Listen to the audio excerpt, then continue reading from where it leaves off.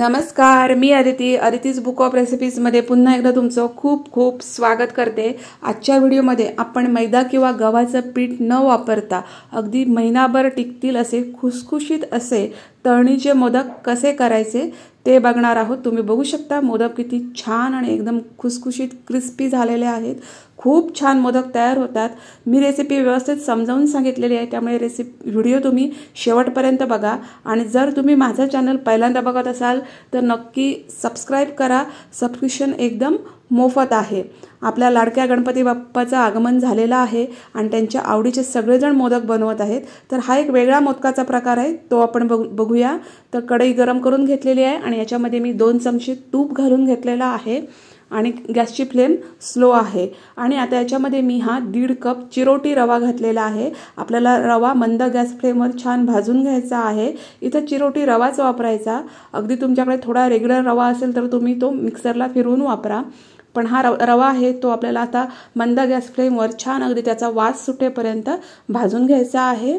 हा चिरोटी रवा असल्यामुळे तो लगेच भाजतो, त्याला जास्त वेळ लागत नाही। एक 5 ते 8 मिनिटांमध्ये हा रवा भाजून होतो। हे बघा, रवा छान भाजून झालेला आहे। आपल्याला पूर्ण रवा करपवायचा नाही किंवा त्याला लालसर करायचं नाहीये, पांढरटच राहिला पाहिजे। हे बघा, आता रवा भाजून झाल्यानंतर मी याच्यामध्ये 1 कप हे डेसिकेटेड कोकोनट घातलेला आहे आणि 1 कप मी याच्यामध्ये पिठी साखर घातलेली आहे। हे बघा, आणि इथं तुम्ही समजा डेसिकेटेड कोकोनट वापरायचं नसेल तर तुम्ही इथं सुकं खोबरं पण वापरू शकता। एक अर्धा चमचा मी याच्यामध्ये वेलची पूड घातलेली आहे।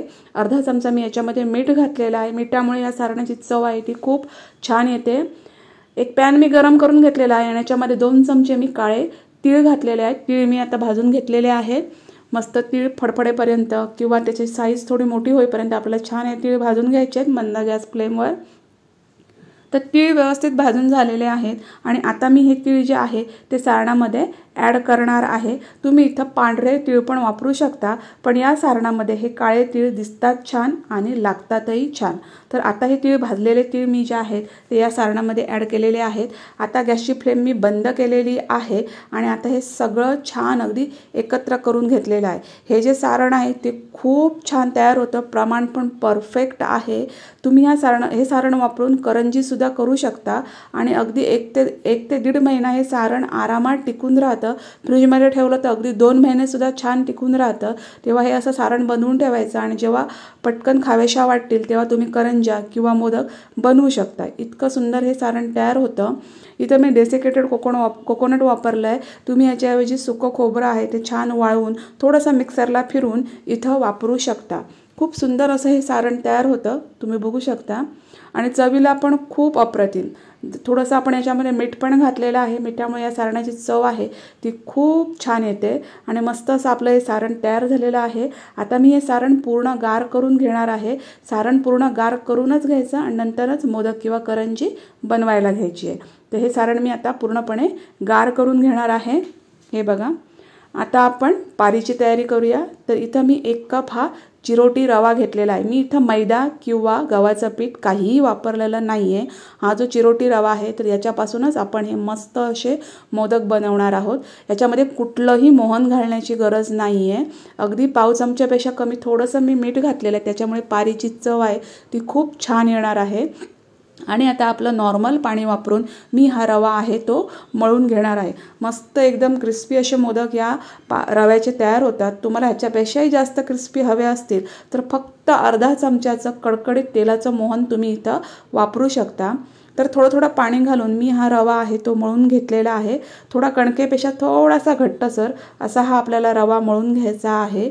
खूप सुंदर मोदक तयार होतात। तुम्ही नक्की ही रेसिपी ट्राय करा, खूप सुंदर। जर तुम्ही एकदा केलेत ना तर तुम्ही पुन्हा पुन्हा कराल। मी इथं चिरोटी रवाच वापरलेला आहे। आपला नॉर्मल शिरा करण्याचा रवा इथं वापरायचा नाही आहे, फक्त चिरोटी रवाच इथं वापरायचा आहे। तर रवा छान मी मळून घेतलेला आहे। हे बघा, मस्त थोडंसं आपल्या कणकेपेक्षा थोडंसं घट्टसर हे झालेलं आहे। आणि मी हा जो मळलेला रवा आहे तो तसाच रेस्ट करून ठेवलेला आहे 10 मिनटं। एक 10 मिनिटांनी बघू शकता रवा छान अगदी मुरलेला आहे। हे बघा, आणि पुन्हा मी हे पीठ आहे ते छान अगदी मळून घेतलेलं आहे। हे बघा, तुम्ही जेवढं चांगलं मळाल तेवढी तुमची पारी जी आहे ती खूप छान तयार होते. आणि याचे मी छोटे छोटे गोळे करून घेतलेले आहेत. तुम्हाला केवढ्या आकाराचे मोदक पाहिजेत त्याप्रमाणे तुम्ही त्याचे गोळे करून घेऊ शकता. मी एक साधारण मोठी सुपारी असते तेवढ्या आकाराचे मी हे गोळे करून घेतलेले आहेत. हे बघा, आणि लाटण्यासाठी मी इथं तांदळाचं पीठ वापरणार आहे. हे बघा, आणि आपलं हे सारण आहे ते आता पूर्णपणे गार झालेलं आहे. मस्त एकदम आपलं हे सारण तयार झालेलं आहे.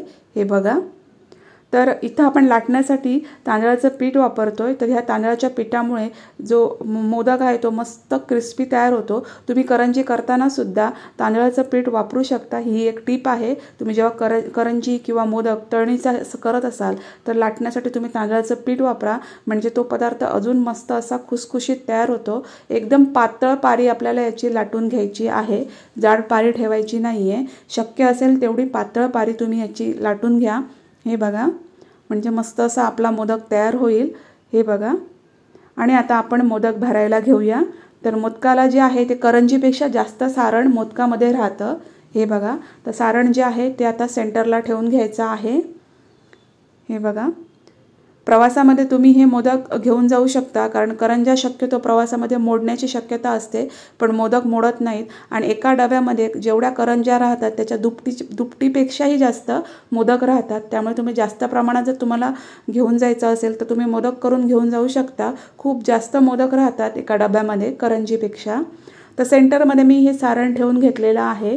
हे बघा, 2 चमचे सारण ठेवलेलं आहे. सारण मस्त एकत्र करून घ्यायचं आहे, पसरवायचं नाही आहे. आणि नंतर हलका पाण्याचा हात मी लावून घेतलेला आहे, जेणेकरून मोदक जो आहे तो मस्त सील होईल. हे बघा, हलका पाण्याचा किंवा तुम्ही इथं दूध पण वापरू शकता. आणि आता आपण मोदक करायला घेणार आहोत. तर हे बघा, मोदक एक पारी आहे ती एक बाजू आहे ती मी वरती उचलून घेतलेली आहे. आणि आता मी त्याला चुण्या पाडून घेत आहे. हे बघा, आणि हळूहळू त्याच हाताने मी सारण पण आतमध्ये ढकलत आहे. तुम्ही बघू शकता, एकाच मापाच्या आपल्याला इथं चुण्या पाडायच्या आहेत. हे बघा, आणि थोडंसं हलवत आपल्याला सारण पण आतमध्ये ढकलायचं आहे. हे बघा, एकाच मापाच्या चुण्या पाडायच्या आहेत आणि हळूहळू सारण पण आतमध्ये ढकलायचं आहे. हे बघा, आणि शेवटी जी आहे ती पुन्हा एकदा एक चुणी पाडून घ्यायची आहे. आणि आपला हा मोदक आता तयार झालेला आहे. वरचं जे एक्स्ट्राचं पीठ आहे ते काढून टाकायचं आहे. आणि मोदकाचं टोक आहे ते छान अगदी सील करून घ्यायचं आहे. आपण थोडंसं पाणी इथं वापरलं त्याच्यामुळे हे जे टोक आहे ते मस्त एकदम सील होतं. आणि हा रवा असल्यामुळे हे एकदम इझिली सील होतं. हे बघा, हे मस्त सील करून घ्यायचं आहे, नाहीतर मोदक तेलामध्ये उघडण्याची शक्यता असते. हे बघा, मस्त असं सील करून घेतलं आणि आपला मस्त असा हा मोदक तयार झालेला आहे. अगदी मैद्याचा मोदक करतो तसाच वाटतोय, पण बघू शकता हा मैदा न वापरता छानपैकी आपण हा रव्याचा मोदक केलेला आहे. तुम्हाला मी अजून एक मोदक करून दाखवते.